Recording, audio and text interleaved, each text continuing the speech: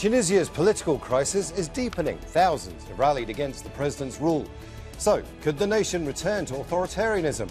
And are the president's supporters running out of patience? This is Inside Story.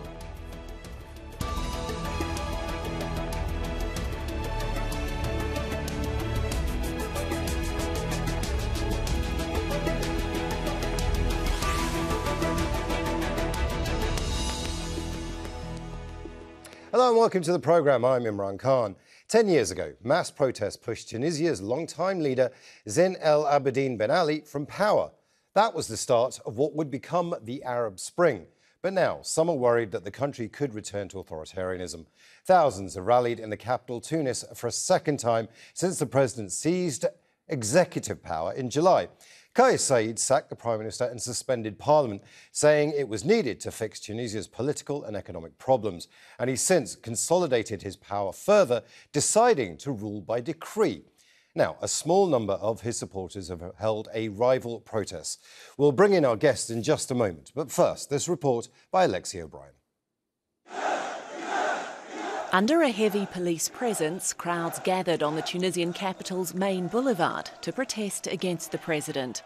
Their anger's been growing since July, when Kais Saied suspended Parliament and sacked the Prime Minister. 2 months on, there's still no Parliament, no Prime Minister, and people here say no plan to improve their lives. He's acting like he is the sun that is rising on the country, the general prosecutor, the president, the parliament, the government. He's acting like he is everything. The Tunisian people and its movement don't want Kais Saied. President Saied says his actions were needed to address economic stagnation and a poor response to the coronavirus. His critics are calling it a coup. And Saied tightened his grip on power on Wednesday, announcing he'd rule by decree and ignore parts of the constitution. But that constitution was a hard-fought product of the 2011 revolution that triggered the so-called Arab Spring. Protesters say the president, who's a constitutional law professor, is endangering the progress that's been made, calling his actions a betrayal of democracy. We need to go back to the constitution. We need to go back to the rule of law. We are a democracy, and nobody has the right to break this system, break this democratic system. Tunisia's largest political party, Ennahda, is facing a crisis of its own. More than 100 party officials announced their resignation on Saturday, accusing its leadership of failing to counter Saied's actions. It's quite clear that the political elite or the political sphere they didn't understand or they didn't assimilate the huge psychological shock and the huge impact of the July 25th decision and the 113 people that resigned yesterday from Ennahda. They were in conflict with the president of Ennahda months before July 25th. Local and international human rights groups have condemned Saied's power grab, warning of a slide towards authoritarianism. But there have also been demonstrations in support of the president. Kais Saied has promised to uphold people's rights. But there are still fears here of a return to absolute one-man rule. Alexia O'Brien, Al Jazeera. Let's bring in our guests. In Tunis, Amel, Azzouz, an independent politician and former Secretary of State for International Cooperation. In Doha, Noureddine Miladi, Professor of Media and Communication at Qatar University. And also in Tunis, Riadh Guerfali, a lawyer and political activist. A warm welcome to you all. I'd like to begin in Tunis with Amel Azzouz. Amel, you were on this show just over a week ago. Back then, you were actually a politician for Ennahda. You've now since resigned. Just tell us why. Okay, very, very briefly, thank you for the invitation, first of all. But very, very briefly, I will go on two principal reasons mentioned in our letters of resignation. The first is internal. We've been trying for long years to reform the party for a better governance and to have a democracy, because democracy is not really respected in the party. We were against the monopoly of powers inside the party and for many political choices. We fought for years. Me personally, I've been in this trend of opposition or wanting reform since the 10th Congress in 2016. So we have to admit today that we failed in changing anything or changing, reforming this party. The second is that the choices taken by another party, the political choices especially, we admit we were part of those choices because we were inside the party. Willy-nilly, we assume some of these responsibilities. Those choices have led to the scene we saw on July the 25th. Now Nahda, with the present image, the image you see in Nahda is an isolated Nahda, a Nahda that cannot really get involved in this movement, this effervescence against the danger of dictatorship, which is coming very, very quickly in Tunisia. Let's take a look at a couple of those reasons. Firstly, have you given up on Ennahda completely, and have you destroyed any internal competition, any internal pressure that you could have put on President Kais Saied by simply being a member of the party? You've simply just given up, haven't you? No, we have not given up. We have fought for a long time, and even after July the 25th, we tried, we did our best and asked the leadership, the official leadership of the party, to move apart just a little bit so that a new leadership takes its turn in leading the party. We asked for a change, a radical change in the executive board. However, we found no, if you want, response to what we need and what the party need. So I think we didn't really, we didn't give up easily. No, we did our best for a long time. Sorry.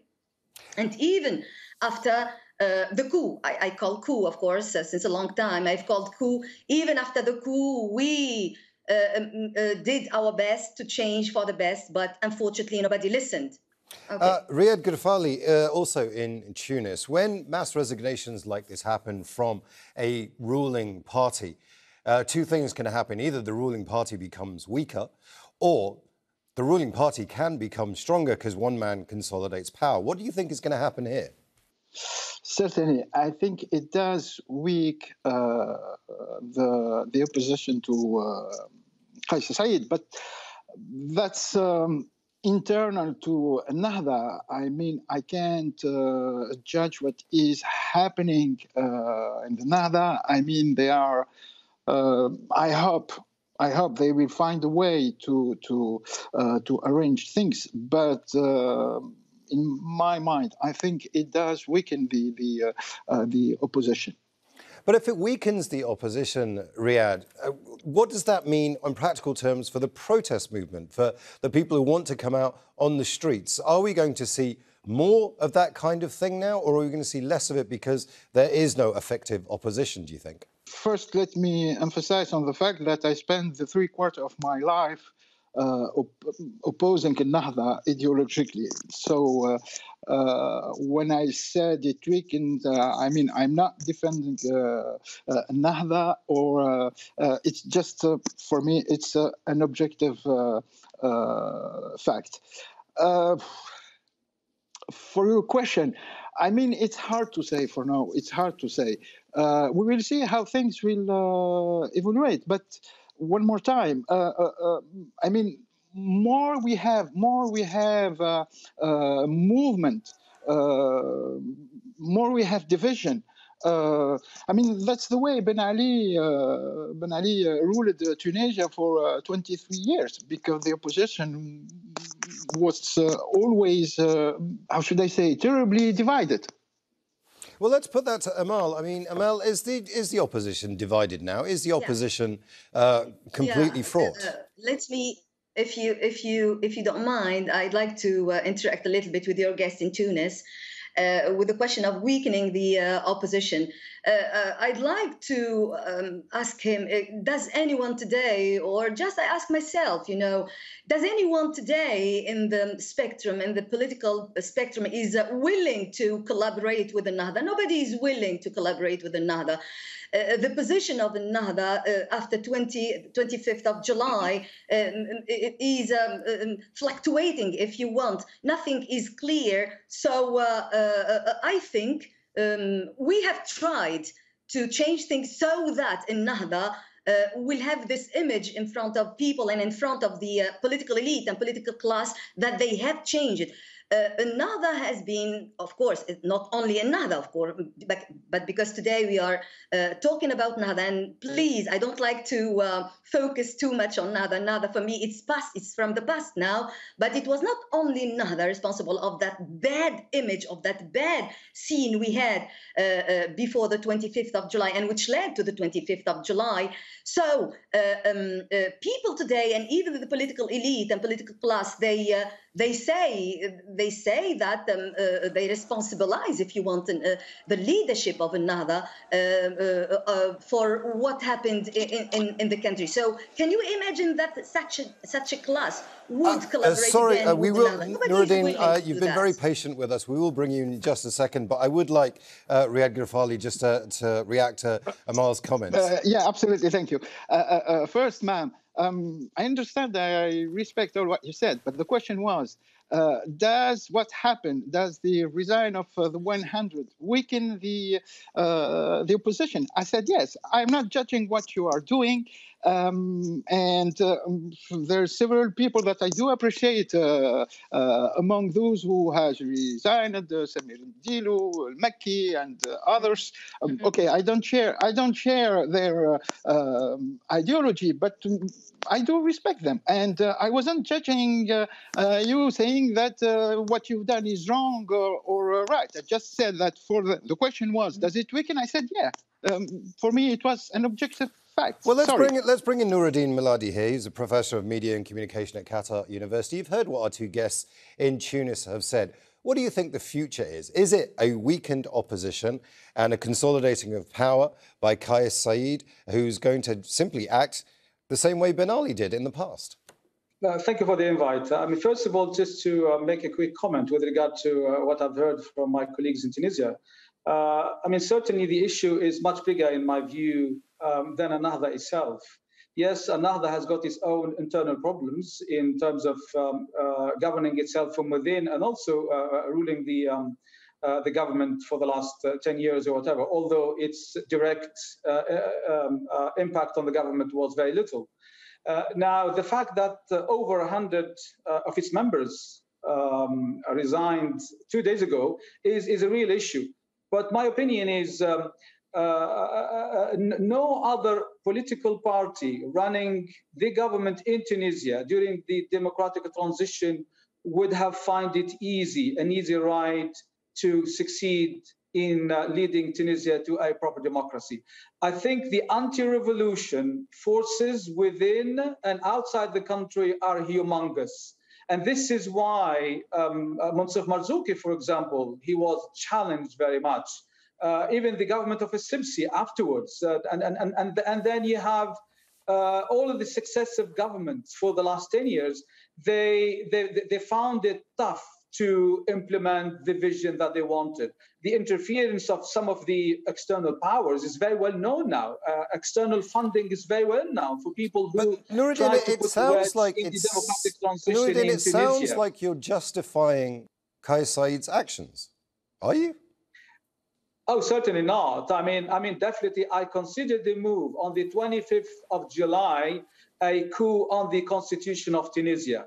The ABC of democracy around the world says no political leader, whether a prime minister or head of state, should be able to do what Kais Saied has done to the Tunisian politics.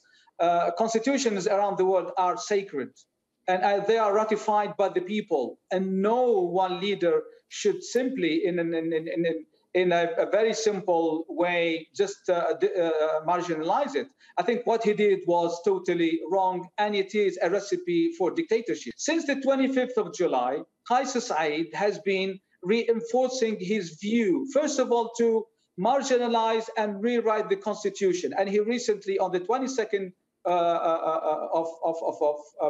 of this month, he said it very, very clearly that he's going to go back to the constitution of 1956. That has been very, very worrying signal to all political parties and anyone interested in the democracy in Tunisia. And then secondly, Kais Saied has been kind of consolidating all powers in his hand, leading the way towards a formula of the rule of Ben Ali and before him Al-Habib Bourguiba. And this is exactly what we had during the last few decades of their rule. Let's put that to our other guests. Amel, I want to begin with you first. A recipe for a dictator. Noureddine Miladi's exact words. Do you think that is the case? And if it is, how are you going to fight against that? What is your strategy now that you're not part of a wider political party? How are you going to do that as an independent? Yes. Can you? Yes. Let me first of all remind you and remind myself that this is a political transition. It's a democratic transition. I mean, this experience, what happened in Tunisia happened elsewhere, and all the experience in the world, in the history of the humankind, of transitions and revolutions, we have this kind of revolution and counter-revolution, the old and the new, and this is the essence of the crisis itself. Just in a little bit interacting with your guest in Doha. Second, now. The solution, I think, and this is if I continue with what I started and your guest Riadh also in Tunis started, I do understand and I did understand what he said concerning the weakening of the opposition. What happened yesterday and what happened the week before is but a beginning of this effervescence. One of the leaders of this effervescence, or of this movement, if you want, or this moving, has called it the 18th of September in a way of parallelism, if you want, with the 18th of October. This is when the opposition against Ben Ali came together before 2011 in a sort of coalition. I'm going to stop you there because I do want an answer from you when it comes to strategy. Is your strategy then, as an independent politician, to try and use civil disobedience, civil protests, to try and get Kais Saied out of power? What's your actual strategy? Not the theory. What are you actually going to do? Yes, at present, what we see is, first of all, getting involved as much as possible in any movement, either virtual or real, in defending democracy and fighting against any possible return of dictatorship in Tunisia. I personally, I've been present on Facebook. I've been present in streets since we started these movements, and I think we have no other solution but giving these strong messages that this what Mr. Saied called the popular legitimacy has collapsed. If you did what you did on the 25th of July and on 22nd of September, because of what you call the popular legitimacy, there are other people also asking you to step down and to respect the revolution and respect the constitution. I'm sorry. So I think we need to pass these messages and the benefits from these. Sorry, Amel, we are running out of time, and I do want to come to our other guests. Riadh Guerfali, you want to say something there. Is this strategy going to play out well? Civil disobedience. Is there a legal recourse? What other strategies are there for the opposition? First of all, I just want to emphasize on something. Now it's 2 months since the coup of Kais Saied, and for me, it's a coup. Towards the law, there is no doubt about that. And since 2 months, we saw the most serious demonstration yesterday, which means 2 months after this coup. And we may think that Tunisians are more or less powerless, etc. But I just want to remind you, what happened is absolutely unimaginable. I mean, no one ever thought that this could be possible. And I just want to remind, in May, I mean, there was a leak about a coup in Tunisia. I don't know if Al Jazeera talked about that, but we all laughed. I personally literally laughed about that document, top secret, that leaked from Qatar. And now, I mean, Tunisia is really a Pacific country. I just want to remind you that for much less than that in the US, in the end of Trump term, people almost, it's not almost, they took their firearms. And in Tunisia for now, I mean, there was that moment of expectation, that moment where people are really digesting the coup. But from now on, I think, and what we saw yesterday is just the beginning of the real protest against Kais Saied. And that's great, because it's really not violent.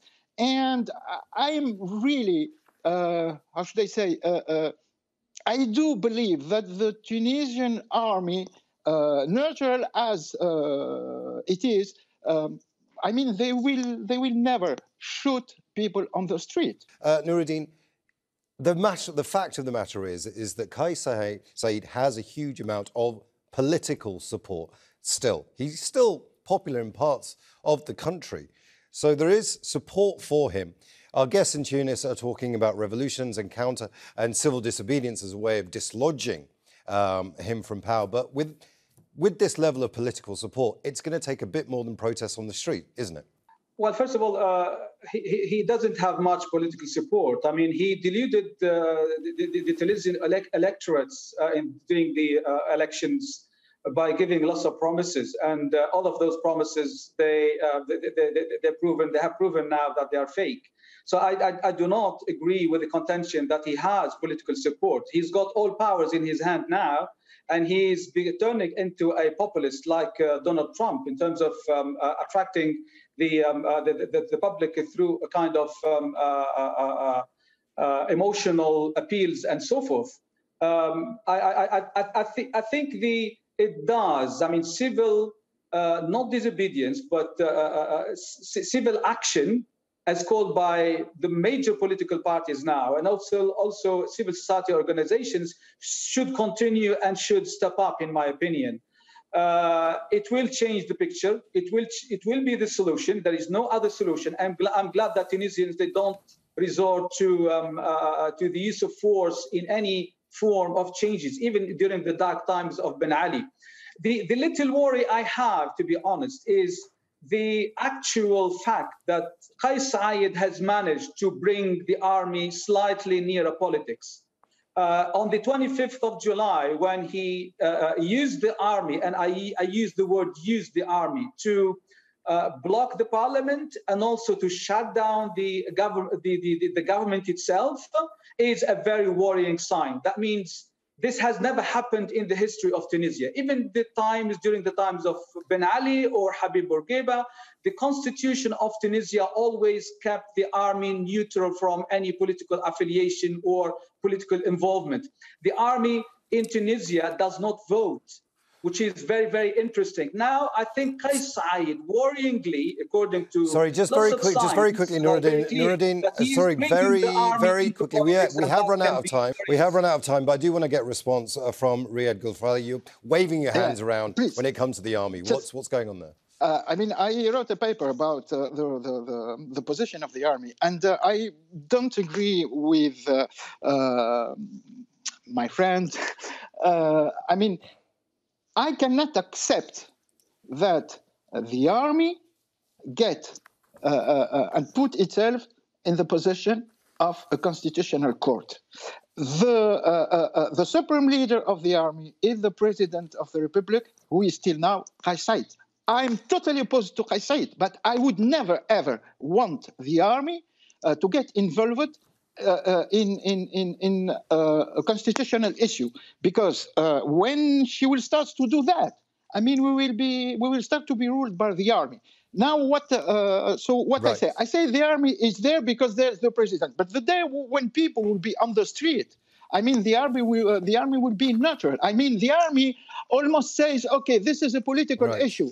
I mean, make your mind between the party, between the civil society, and well, that's it.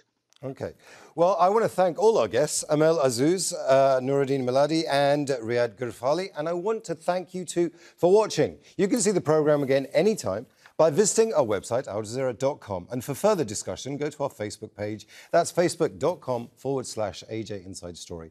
And you can also join the conversation on Twitter. We are at AJ Inside Story. From me, Imran Khan, and the entire team here, bye for now.